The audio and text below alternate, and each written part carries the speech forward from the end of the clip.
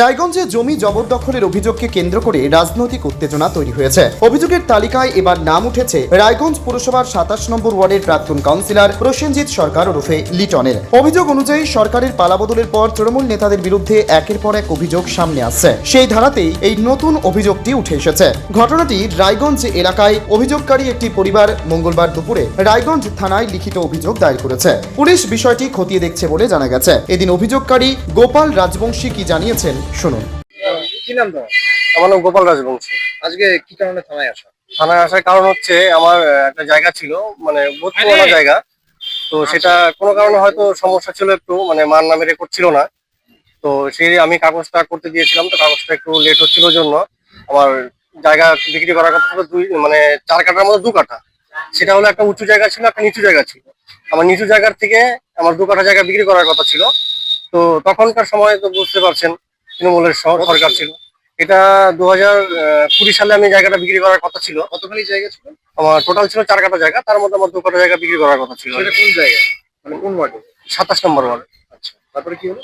তারপরে ওই জায়গাটা আর কি আমি ওদেরকে যখন নিচের থেকে রেস্ট্রি দিতে যাচ্ছিলাম, তখন ওরা বলছে আমি নিচের থেকে নিবো না, আমাকে উপর থেকে জবরদস্তি দিতে হবে আর কি।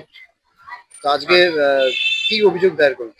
এখন অভিযোগ করলাম এটাই যে আমার সেই জায়গাটা আমি বিক্রি করার কথা ছিল একদিক থেকে, জবরদস্তি দখল করলো আরেক জায়গার থেকে। তো সেই জায়গাটা আমি এখন ওদের কাছে দিতে চাচ্ছি না। আমি ওদের কাছ থেকে মানে যে আর কি টাকাটা নিয়েছিলাম সেই টাকাটা আমি রিটার্ন করব, সেই বাবদে আমি জায়গাটা খালি করবো। কার বিরুদ্ধে অভিযোগ? বিরুদ্ধে অভিযোগ বলতে ওখানে যারা ছিল আর কি তৃণমূলের সরকারের তখনকার সময় কাউন্সিলর ছিল 27 নম্বর ওয়ার্ড প্রসেনজিৎ সরকার। আচ্ছা, ওদের সাথে ছেলেপেলে ছিল যারা কনক সূত্রধর ছিল, নিমাই সূত্রধর ছিল, তারপরে ধীরেন সূত্রধর ছিল, তারপরে কৌশিক শর্মা ছিল, জয় ঘোষ ছিল। এরা আর কি সবাই মিলে জবরদস্তি আমার জায়গাটা দখল করে। মানে এই দখলটা কার নেতৃত্বে করেছিল?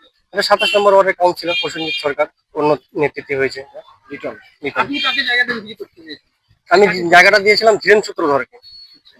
এবার সে জায়গাটা মানে কাউন্সিলর নিজে নেয়নি, ওটা দখল করে ওদেরকে আর কি দিয়েছে। মানে উনি দাঁড়িয়ে থেকে জায়গাটা উপর থেকে দখল করিয়েছে। কিছু টাকা পয়সা কিছু দেননি আপনার? হ্যাঁ, টাকা দিয়েছিল। আমি ওটা সেটা যে টাকাটা আমি বায়না নিয়েছিলাম, একটা বায়না হিসাবে একটা ছিল, সেই টাকাটা আমি এখন রিটার্ন করতে যাচ্ছি আর কি। সম্পূর্ণ টাকা আপনাকে দেওয়া হয়নি? না, সম্পূর্ণ টাকা দেয়নি। এমনকি আমি রেজিস্ট্রি কাগজ হয়ে যাওয়ার পরে, রেডি হওয়ার পরে আমি রেজিস্ট্রি যখন দিতে গেছি, আমাকে বলছে যে না, আগের কথা ভুলে যা হবে হবে, এখন আর কোনো কিছু করা যাবে না, আমাকে উপর থেকে জায়গা দিতে হবে।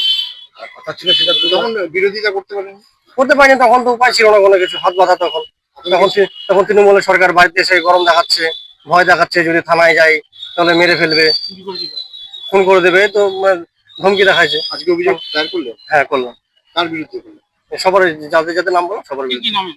প্রসেনজিৎ সরকার আছে কাউন্সিলর, তারপর কনক সূত্রধর, নিমাই সূত্রধর, ওর বাবা ধীরেন সূত্রধর, আর ওদেরই সাথে থাকতো জয় ঘোষ আর কৌশিক শর্মা। কি চাচ্ছেন? চাচ্ছি এখন ন্যায় বিচার। আপনাদের বাড়িটা কোথায়? আমার বাড়ি কান্তনগরে, 27 নম্বর ওয়ার্ড। হ্যাঁ, 27 নম্বর ওয়ার্ড, কান্তনগর।